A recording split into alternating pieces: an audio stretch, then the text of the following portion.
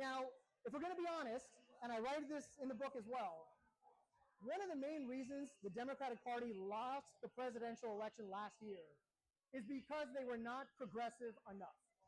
Yes, President Biden should have dropped out earlier, but Kamala Harris still raised $1 billion in just 4 months, and she ran a great campaign.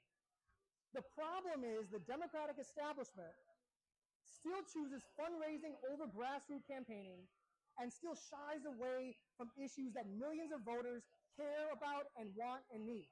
Issues like Medicare for all, issues like a living wage, and also supporting human rights in places like Gaza. That's why they have the lowest approval rating in decades, and why millions of people, especially young people and rural Democrats, sit out in elections.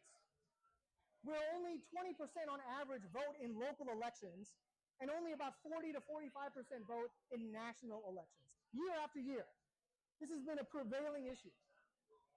Now, on the other hand, you have leaders like an AOC or Bernie Sanders that are literally gathering massive crowds all around this country because voters are hungry for leaders that are authentic, aggressive, and yes, progressive. We need to be bold. Now, in fairness, I think that's what the Republican Party has done a great job of. They presented a very bold vision. Now, I would argue that that vision was rooted in hatred and bigotry, but it was aggressive.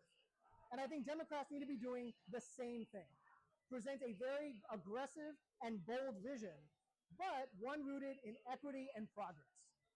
That's what I write about in this book.